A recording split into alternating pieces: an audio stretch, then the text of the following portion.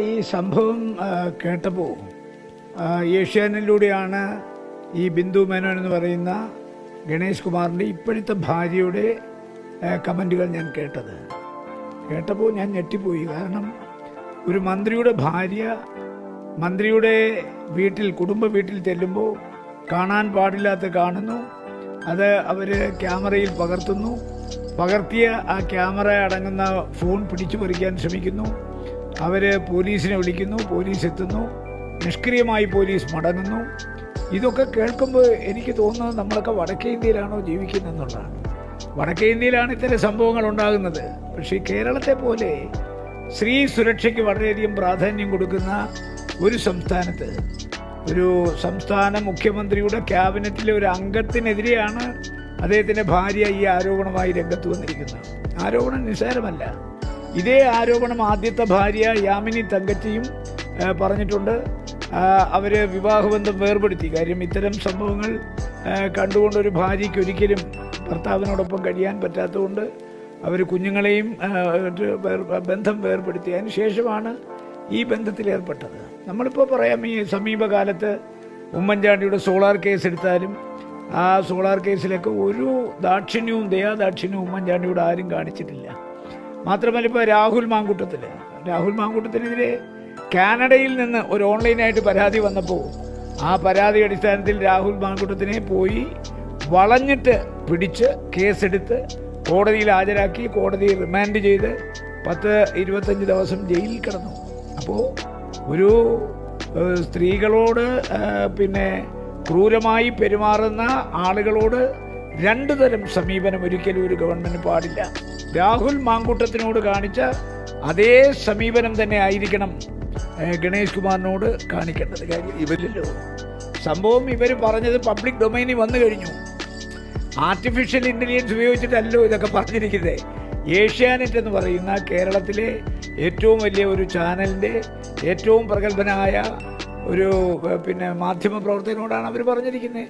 അപ്പോൾ ഇത് എയറിൽ വന്നു കഴിഞ്ഞു. ഇനി അവരിതിൽ നിന്ന് പിന്മാറിയാലും ഇത് സമൂഹത്തിൻ്റെ പബ്ലിക് ഡൊമൈനിൽ വന്നു കഴിഞ്ഞു. അപ്പോൾ ഡൽഹിയിൽ സുപ്രീം കോടതി ഒരു വിധി പുറപ്പെടുവിച്ചല്ലോ. നമ്മുടെ നിമിഷ കേസിന് ശേഷം വാക്കുകൊണ്ടോ നോക്കുകൊണ്ടോ പ്രവൃത്തി കൊണ്ടോ ഒരു സ്ത്രീയെ ആക്രമിച്ചാൽ ആക്രമിക്കുന്നവരെ കർശനമായ നിയമപരമായ നടപടിയെടുക്കണം. ഇതിപ്പോൾ വാക്കുകൊണ്ടും നോക്കുകൊണ്ടും പ്രവൃത്തി കൊണ്ടും 3 കൊണ്ടുമാണ് ഇവരെ ആക്രമിച്ചിരിക്കുന്നത്. അപ്പോൾ ഒരു തരത്തിലും ഈ പുള്ളിയുടെ പേരിൽ കേസെടുക്കാതിരിക്കേണ്ട ഒരു കാര്യമില്ല. ഇതിനകത്ത് കേരളം ഉറ്റുനോക്കുന്നത് മുഖ്യമന്ത്രിയുടെ നിലപാടിനെയാണ്. മുഖ്യമന്ത്രി ഇതിനകത്ത് എന്ത് നിലപാടെടുക്കുന്നു? ഈ അടുത്ത കാലം നമുക്കറിയാമല്ലോ, ഇൻ്റർനാഷണൽ ഫിലിം ഫെസ്റ്റിവൽ നടക്കുമ്പോൾ ഗുരുവായൂരെ പഴയ മാർക്സിസ്റ്റ് പാർട്ടിയുടെ ഒരു MLA-യും അതുപോലെ തന്നെ സംവിധായകനുമായ കുഞ്ഞു മുഹമ്മദ്, ആ ഒരു പുതിയ സംവിധായക കാണാൻ മുറിയിൽ ചെല്ലുമ്പോൾ അവരോട് അവമര്യാദ പെരുമാറി. എന്നിട്ട് അവർ തന്നെ പറയുന്നു, എത്രയോ പ്രാവശ്യം ഗവൺമെൻറ്റിനെ സമീപിച്ചിട്ടൊരു FIR പോലും ഇടാൻ തയ്യാറായില്ല. അപ്പോൾ സ്ത്രീകളോടുള്ള അതിക്രമം തൻ്റെ കൂടെ നിൽക്കുന്നവരാണ് നടത്തുന്നതെങ്കിൽ അവരോട് ഒരു മൃദു സമീപനവും, തൻ്റെ രാഷ്ട്രീയ പ്രതിയോഗികളോ എതിരാളികളോ ആണ് ഇത്തരം വിഷയങ്ങൾ പെടുന്നെങ്കിൽ അവരെ പണിഞ്ഞകത്തിടുന്ന ഒരു സമീപനവും ഒരിക്കലും ഒരു ഗവൺമെൻറ് ഭൂഷണമല്ല. ശ്രീ പിണറായി വിജയൻ്റെ എന്തെങ്കിലും സൽപ്പേരുണ്ടെങ്കിൽ ആ സൽപ്പേരിന് കളങ്കം ചാർത്തുന്ന ഒരു നടപടിയായി ഇത് ഉയർന്നു വരും. അതിനു മുമ്പ് അദ്ദേഹം ഈ വിഷയത്തിൽ പൊതുജനങ്ങൾ ആഗ്രഹിക്കുന്ന ഒരു അന്വേഷണം നടത്തി കുറ്റവാളിയാണെന്ന് കണ്ടെത്തിയാൽ അദ്ദേഹത്തിൻ്റെ പേരിൽ നിയമപരമായ നടപടിയെടുക്കണം. അത് എടുക്കുമെന്നൊന്നും എനിക്ക് പ്രതീക്ഷയില്ല. കാരണം ഇത്തരം ആരോപണങ്ങൾ ഉയർന്നു വന്ന ആളുകളെ സംരക്ഷിച്ചൊരു പാരമ്പര്യമാണ് പുള്ളിക്കുള്ളത്. നമുക്കറിയാമല്ലോ, കോടതിയിൽ നിന്ന് തൊണ്ടി മുതൽ മോട്ടിച്ച് മാറ്റിയ ശ്രീ ആന്റണി രാജു അദ്ദേഹത്തിൻ്റെ ക്യാബിനറ്റ് അംഗമായിരുന്നു. അതുപോലെ തന്നെ ശശീന്ദ്രൻ അദ്ദേഹത്തിൻ്റെ ക്യാബിനറ്റിൽ അംഗമായിരുന്നു. പിന്നെ ഉണ്ടല്ലോ ഒരു മന്ത്രി, ഇല്ലേ? അപ്പം മന്ത്രിമാരുടെ ഒരു പട തന്നെ ഈ ക്യാബിനറ്റിലുണ്ട് ഇത്തരം വിഷയങ്ങളിൽ. അതൊക്കെയായി താരതമ്യം ചെയ്യുമ്പോൾ അതിൻ്റെ 10 ഇരട്ടി ഗുരുതരമായൊരു പ്രശ്നമാണ് ഇപ്പോൾ അദ്ദേഹത്തിൻ്റെ ഭാര്യ ബിന്ദു മേനോൻ അവർ ഉയർത്തിയിരിക്കുന്നത്. മാത്രമല്ല, ഇതിപ്പോൾ BJP-യുടെ അസംബ്ലിയിൽ മത്സരിക്കാൻ പോകുന്ന സ്ഥാനാർത്ഥിയും മുൻ DGP-യുമായ ശ്രീലേഖ ഇത് അറിഞ്ഞിരിക്കുന്നു, അല്ലേ? അപ്പോൾ ഇത് ഡെൻമാർക്കിൽ എന്തോ ചീഞ്ഞു നാറുന്നു എന്ന് പറഞ്ഞ പോലെ ഇത് ചീഞ്ഞു നാറിക്കൊണ്ടിരിക്കുകയാണ്. ഈ ദുർഗന്ധം ക്യാബിനറ്റിലേക്ക് വ്യാപിക്കുന്നതിന് മുമ്പ് മുഖ്യമന്ത്രി മാതൃകാപരമായൊരു നടപടി ഇക്കാര്യത്തിൽ സ്വീകരിക്കും എന്ന് ഞാൻ പ്രതീക്ഷിക്കുന്നു. അല്ല, ഇപ്പോൾ ആരെങ്കിലും എന്തെങ്കിലും ഒരു പ്രശ്നത്തിൽ ചെന്ന് വിട്ടാൽ ആദ്യം പിടിക്കുന്ന മഹാത്മാഗാന്ധിയാണ്. മഹാത്മാഗാന്ധി നടന്നു പോകുമ്പോൾ മനുവടക്കം രണ്ടുപേരുടെ തോളെ കൈയിട്ടുണ്ട് പോകുന്നു. ഗാന്ധിജിയാണ് ഇവരോടൊക്കെ ഓർമ്മിക്കുന്നത്. പിന്നെ പണ്ഡിറ്റ് ജവഹർലാൽ നെഹ്റു, മനസ്സിലായി. പിന്നെ അത് കഴിഞ്ഞാൽ American president John F Kennedy, Bill Clinton, അവരോടൊക്കെയാണ് ഉപമ വരുന്നത്, മനസ്സിലായി.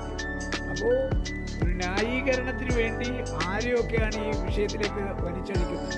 അല്ലാതെ ഒരു തെറ്റ് സംഭവിച്ചാൽ ആ തെറ്റ് തുറന്നു പറയാനും ഏറ്റുപറയാനും തയ്യാറായി ആ തെറ്റ് തിരുത്തി പിന്നെ പശ്ചാത്തപിച്ച് പ്രായശ്ചിത്തം ചെയ്താൽ ഈ തെറ്റുകളിൽ നിന്നൊരു മോചനമുണ്ടല്ലോ. പക്ഷെ ഇതങ്ങനെയല്ലല്ലോ.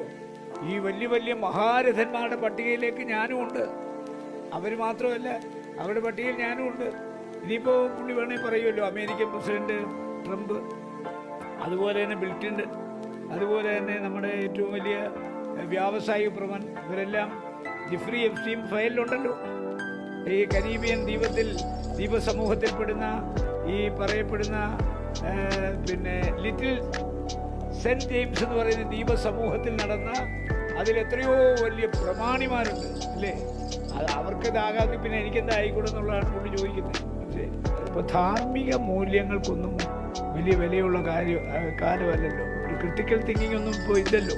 അതുകൊണ്ട് പുള്ളി രാജിവെക്കണോ വേണ്ടേ എന്നുള്ളതല്ല, പുള്ളി ഇത് അംഗീകരിക്കുന്നില്ലല്ലോ. സ്വന്തം ഭാര്യ സ്വന്തം ഭർത്താവിനെതിരെ ഇത്തരം കാര്യങ്ങൾ പറഞ്ഞപ്പോൾ അവർ അപ്പോൾ ഇദ്ദേഹം കല്യാണം കഴിക്കുന്ന എല്ലാം മാനസിക രോഗികളാണോ? യാമിനി തങ്കച്ചി മാനസിക രോഗിയാണ്, ഇത് മാനസിക രോഗിയാണ്. അപ്പോൾ പുള്ളി കല്യാണം കഴിക്കുന്ന ഈ മാനസിക രോഗികളെ തിരഞ്ഞ് കണ്ടുപിടിച്ചിട്ടാണോ? അല്ല, എൻ്റെ ഒരു സംശയമാണ്. കാര്യം എല്ലാ ഭാര്യമാർക്കും മാനസിക രോഗം എന്ന് പറഞ്ഞു കഴിഞ്ഞാൽ അതൊന്നും ആളുകൾ വിശ്വസിക്കത്തില്ല. അതുകൊണ്ട് ഞാൻ പറയുന്നത് ഗണേഷ് കുമാർ തെറ്റ് ചെയ്തു എന്ന് ഞാൻ പറയില്ല. പക്ഷേ ഇത്തരമൊരു ആരോപണം ഉയർന്നു വന്ന സ്ഥിതിക്ക് മുഖ്യമന്ത്രി ഗണേഷ് കുമാറിനെതിരെ അന്വേഷണം നടത്തി അഗ്നിശുദ്ധി വരുത്തിയിട്ട് വേണം അദ്ദേഹത്തെ ക്യാബിനറ്റിൽ തുടരാൻ അനുവദിക്കുന്നത്.